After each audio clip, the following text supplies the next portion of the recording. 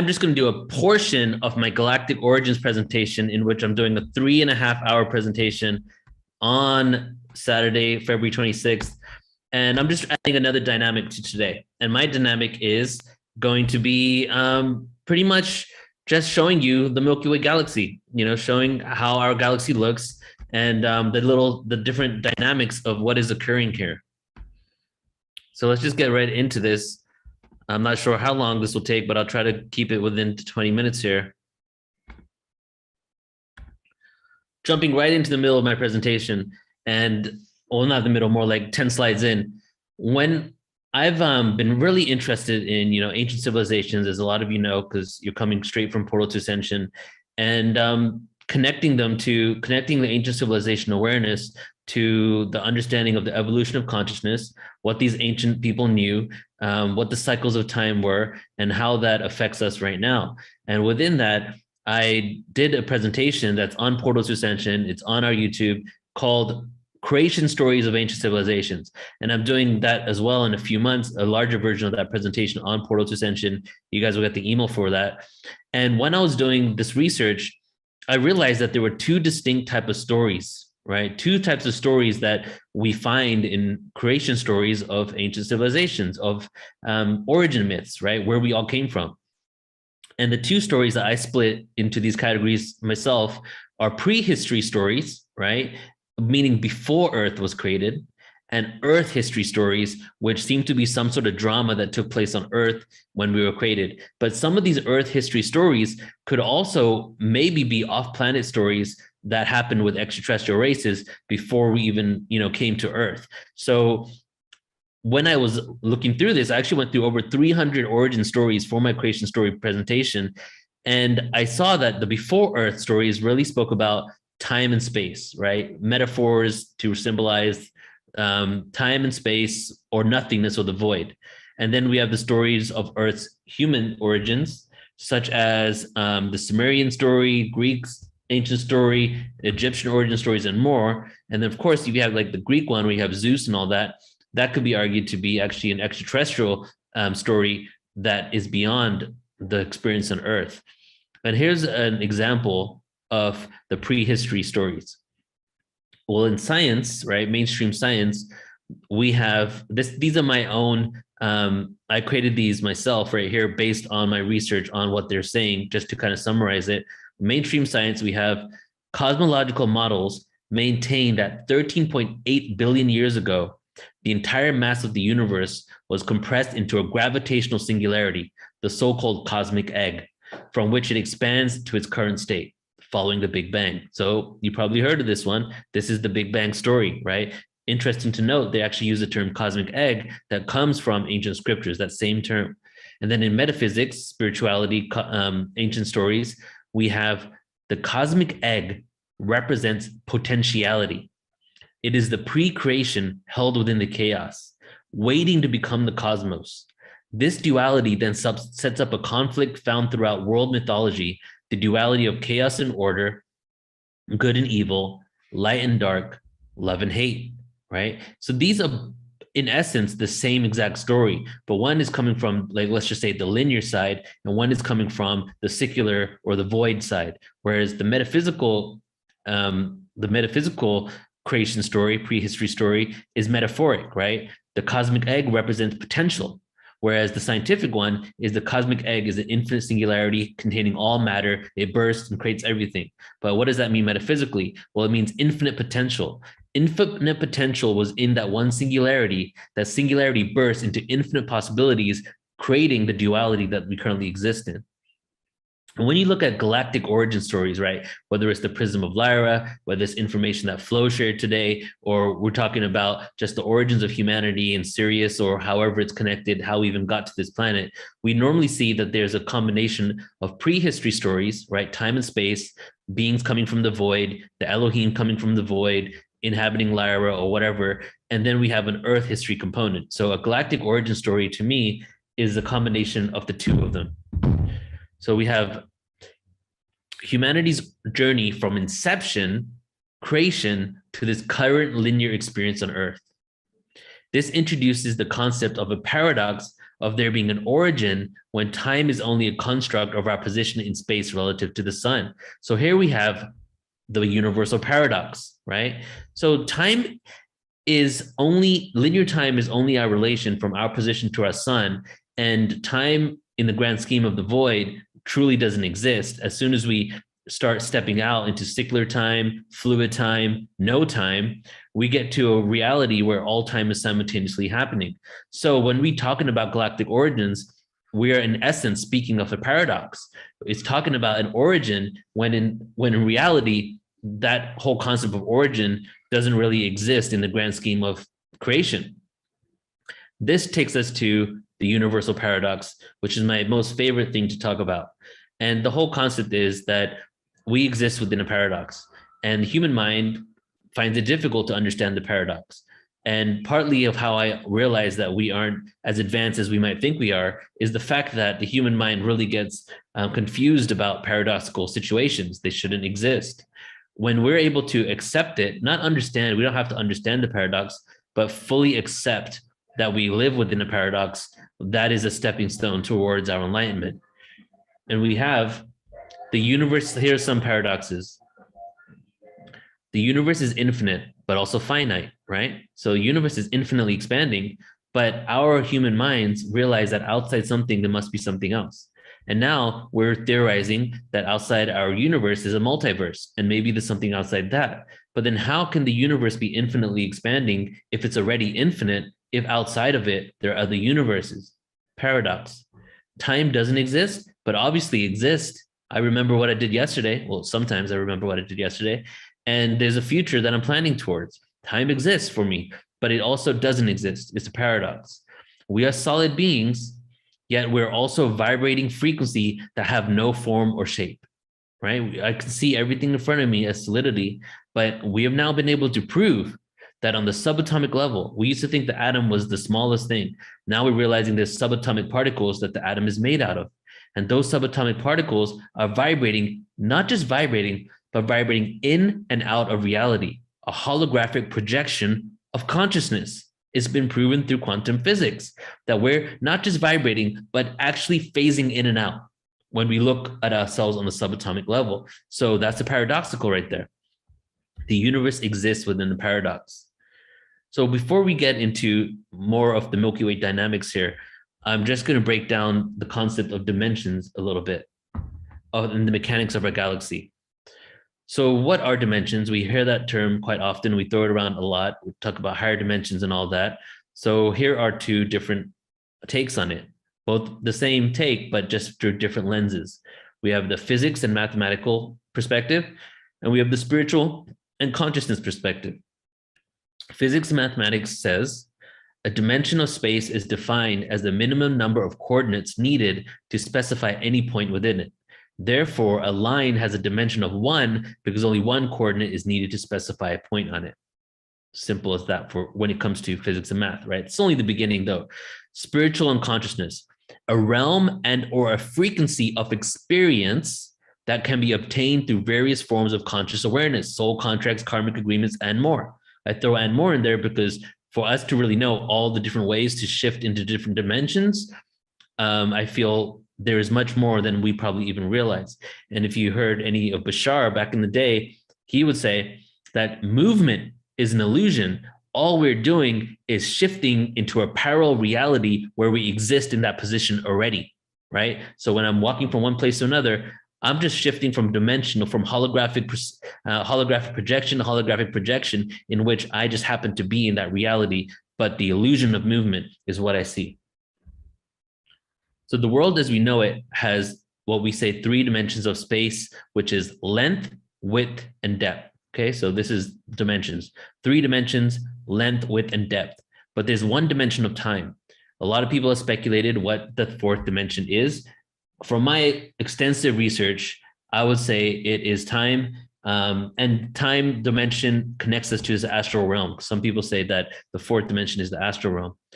Physicists and mathematicians and spiritualists, they believe in the possibility that many more dimensions exist. According to string theory, the physical universe operates within 10 dimensions, right? I'm not saying that's the answer. I'm just saying that they're starting to speculate now how many dimensions there are. But dimension is a broad word. It's used for many overlapping and seemingly independent concepts. There's parallel dimensions, there's physical and spiritual dimensions, there's dimensions within the galaxy, there's a realm of no dimension, there's the void, which is a dimension, and then there's dimensions within a dimension, right? It is important to realize that these concepts and titles may have been spiritually informed, right, from some sort of awareness, some sort of enlightenment, spiritual connection, but these are also human constructs based on our perception and unique experience on Earth.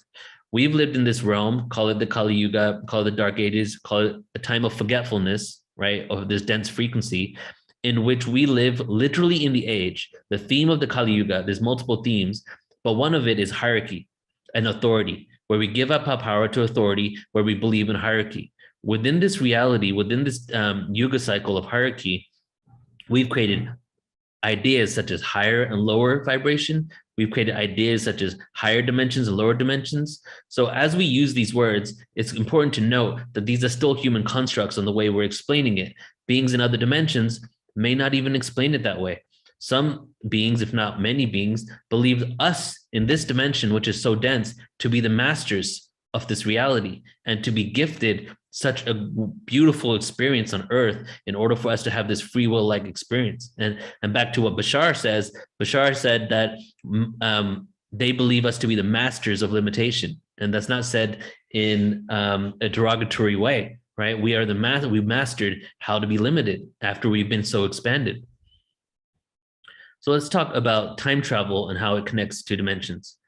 As we go closer to the speed of light, time begins to warp and seems to slow down for that individual object. So theoretically, at the speed of light, time will completely stop, okay? So if it slows down as we approach it, at the speed of light, time should stop. And then because if you're traveling at the same speed of light, but if you bend space and time, go through wormholes, have faster than light travel, or you can technically, theoretically, and what we're now seeing through UFOs that we're observing is that we can actually start going back in time, right? And a good example of this is when Superman in one of the movies went around the Earth faster than the speed of light in order to turn back time so that he could save Lois Lane from dying in that earthquake. I don't know if you remember that, but that was him going around the planet, going faster than light so that time would start reversing, and he was able to do that. I'm going to skip the time travel theories, and we're just going to go right to welcoming you to your home galaxy, which, if I get to that in a few minutes, may not actually be our home galaxy. Our galaxy is speeding through the space and Earth and is traveling through space at 1.3 million miles per hour. We're going 25 miles per second closer to the center of the Milky Way. We're also traveling alongside our local cluster 375 miles a second towards the Virgo cluster, an enormous collection of galaxies 45 million light years away. And here is just a kind of a layout of our galaxy and our rotation around it. You can see this line here says our current solar system orbit. So we're orbiting around our galaxy. And I don't know if you can notice, but we're actually not at the ends of the spiral in which we have been told since, before the 90s, but was definitely something I was taught in school. The Earth is at the ends of the spiral. We're now realizing that Earth and our solar system is positioned closer to the middle part of the distance between the supermassive black hole in the center of the galaxy and the outer arms. As we go through our galaxy, we encounter all types of cosmic weather that has an effect on our solar system. For example, when we pass through this area right here, passing through dark interstellar dust clouds could have altered Earth's climate, perhaps leading to episodes of global glaciation. So the whole component of we're directly responsible to the experience on Earth in regards to climate change and all of that has been proven to be not entirely correct. And the reason why is that our galactic climate or weather, if you will, has an effect not only on the consciousness of us on this planet, but also, the way our environment and ecosystem looks. And you can see from the center of the galaxy, the Milky Way, the black hole, to the edge is around about 30,000 years. But this is interesting right here. Check this out, because right now I'm just giving you a little observation of our Milky Way galaxy, just to throw in some awareness here to just bring context to what we're speaking about, because we're going cosmic for this event. The solar system wobbles. This is mainstream science, okay? The solar system wobbles up and down 200 light years on either side of the galactic disk, the photon belt, the milk of the Milky Way galaxy. When it wobbles above, Earth may be exposed to more cosmic waves from the galaxy's bow shock. So we're doing this. Here's the flat plane of our galaxy. We're going down 200 light years, up 200 light years. And guess how long it takes?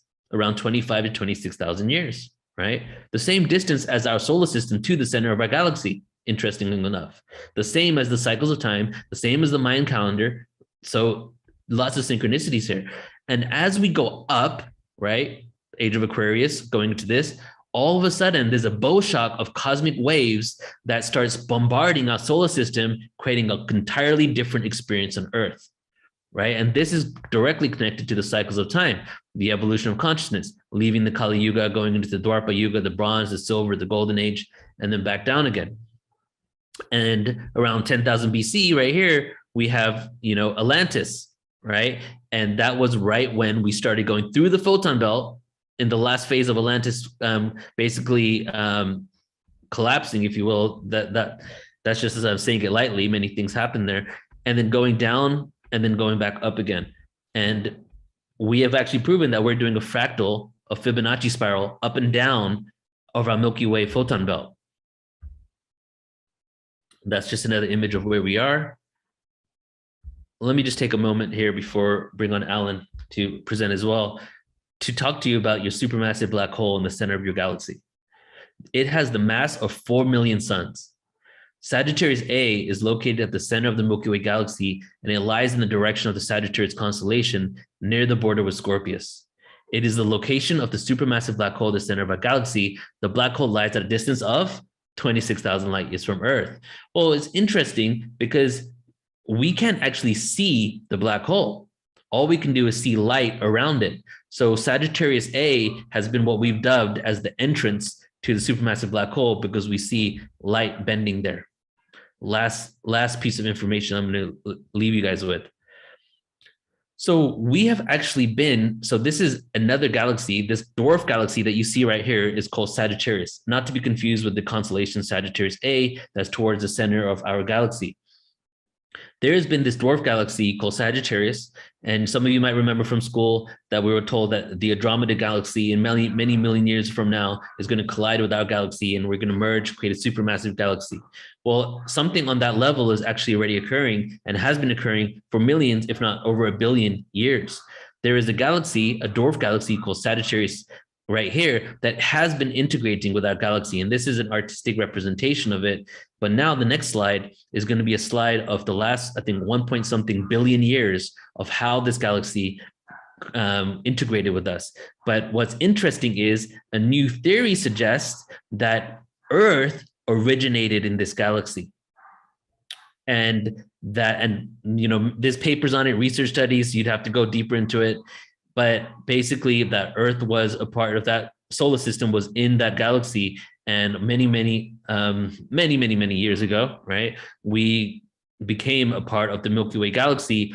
And as the solar system began, it was absorbed closer to the supermassive black hole. And then we started spiraling outwards in the reversal period of a supermassive black hole. Because now here's another thing that we've actually proven is that black holes have a reversal period, meaning they go through the opposite of what they do over certain periods of time. And the last time our supermassive black hole did that was millions of years ago, but we're still seeing the cosmic dust and ether and the matter that was spewed out from that.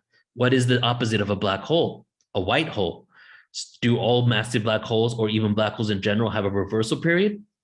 So as the reversal period is happening, instead of sucking everything into the black hole, it pushes everything out. Earth may have originated, it's a theory, right, towards the supermassive black hole, and in the reversal period started going outwards towards where we are now. And now the supermassive black hole is doing the opposite, which is pulling everything in. However, some people speculate that the massive black hole is dormant in this moment. So here we go. Here's the next slide. You're going to see here the trajectory of the dwarf galaxy and how it's been integrating with our Milky Way. 8 billion years ago. Okay, so we're going to start from 8 billion years ago. 8 billion years ago, Sagittarius. 5.7 billion years ago. 3 billion years ago.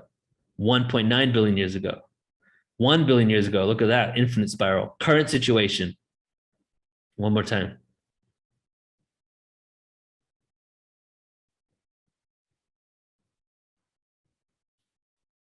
So I just do this to show you the amazingness of what's going on in our galaxy, and I'll take 30 seconds just to show you one more anomaly. This is something that has also happened in our galaxy too. There was a triple star system that moved close to the center of a Milky Way galaxy. One of the stars of that triple star system fell into the black hole. The other two got sent out into space because of the rapid frequency and the rapid rotation around our black hole was so fast, it just spewed it out into space. Those two stars went out into space, ended up rotating around each other, eventually colliding and creating one star, creating what we now know as a blue straggler. And then the blue straggler travels away into the depths of the universe to hopefully one day be picked up by another galaxy and do whatever it does best. So there's amazing things going on in our galaxy all around us. And that's all I wanted to share with you guys. So let me get out of here.